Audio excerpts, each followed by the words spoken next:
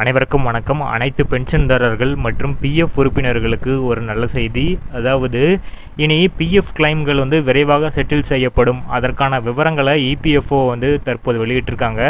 அதை பற்றின முழு விவரத்தையும் இந்த வீடியோவில் பார்க்கலாம். ஸோ ஸ்கிப் பண்ணாமல் கடைசி வரைக்கும் பாருங்கள். நம்ம சேனலை சப்ஸ்கிரைப் பண்ணாதவங்க பண்ணி வச்சுக்கோங்க. நம்ம சேனலில் சென்ட்ரல் மற்றும் ஸ்டேட் கவர்மெண்ட் சம்மந்தமான ஆல் அப்டேட்ஸ் இருக்கும். அது மட்டும் இல்லாமல் பென்ஷன் சம்மந்தப்பட்ட உடனடியான அப்டேட்ஸும் இருக்கும்.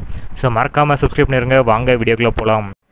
வருங்கால வைப்பு நிதி அமைப்பான அதாவது இபிஎஃப்ஓ விரைவில் அனைத்து உறுப்பினர்களுக்கும் யுஏஎன் அடிப்படையிலான ஒற்றை கணக்கியல் முறையை அறிமுகப்படுத்த உள்ளது.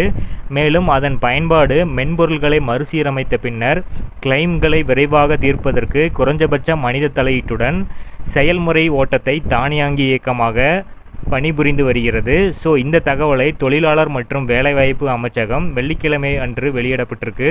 மேம்பட்ட கணினி மேம்பாட்டு மையத்துடனான அதாவது சிடிஏசியோட ஆலோசனையுடன் புதிய மென்பொருளை உருவாக்கியுள்ளது. சமீப காலங்களில் இந்த அமைப்பு ஓய்வூதியம் பெறுவோர் மற்றும் ஊழியர்களின் செயல்முறையினை எளிமையாக்க பல சீர்திருத்தங்களை செய்துள்ளது. சீர்திருத்தங்களின் ஒரு பகுதியாக இபிஎஃப்ஓ கிளைம் செட்டில்மெண்ட்டை தானியங்கி முறையில் மாற்றியுள்ளதோடு கிளைம்களை நிராகரிக்கப்படுவதையும் குறைத்துள்ளது. கிளைம்களை விரைவாக செட்டில் செய்வதற்காக 1 லட்சம் ரூபாய் வரையிலான நோய், கல்வி, திருமணம் மற்றும் வீட்டு வசதி ஆகிய தேவைகளுக்கான முன்பணத்தினை அதாவது அட்வான்ஸ் தொகையினை தானாக செட்டில் செய்யும் முறை இபிஎஃப்ஓவால் செயல்படுத்தப்பட்டுள்ளது. சுமார் 25 லட்சம் அட்வான்ஸ் கிளைம்கள் ஆட்டோ பயன் முறையில் தீர்க்கப்பட்டுள்ளதாக அமைச்சக அறிக்கையில் தெரிவிக்கப்பட்டிருக்கு. இந்திய அரசின் தொழிலாளர் மற்றும் வேலைவாய்ப்பு அமைச்சகத்தின் செயலர் ஜூன் 13, 2024 அன்று அமைப்புக்குள் இந்த சீர்திருத்தங்கள் குறித்த ஆய்வுக் கூட்டத்தை நடத்தினார். ஸோ இந்த கூட்டத்தில் பார்த்தீங்கன்னா நீலம் ஷமி ராவ் மற்றும் சிபிஎஃப்சி தொழிலாளர்கள் மற்றும் வேலைவாய்ப்பு அமைச்சகம் மற்றும் இபிஎஃப்ஓவின் மூத்த அதிகாரிகள் கலந்து கொண்டிருக்காங்க.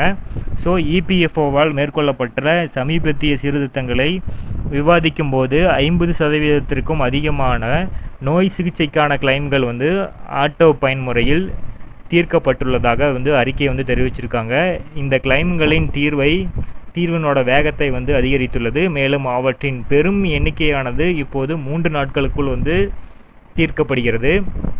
கேஒய்சி ஆதார் இணைக்கப்பட்டுள்ள கணக்குகளுக்கான காசோலை புத்தகம் அதாவது பாஸ்புக் ஆகியவற்றை பதிவேற்றம் செய்வதற்கான கட்டாய தேவை தற்போது நீக்கப்பட்டுள்ளது. இதனால் கடந்த மாதங்களில் கிட்டத்தட்ட 13 லட்சம் கிளைம்களுக்கான ஆய்வு தேவை நீக்கப்பட்டது.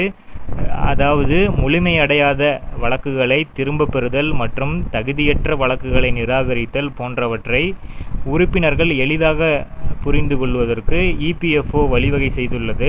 வருங்கால வைப்பு நிதி அமைப்பான அதாவது இபிஎஃப்ஓ விரைவில் அனைத்து உறுப்பினர்களுக்கும் யுஏஎன்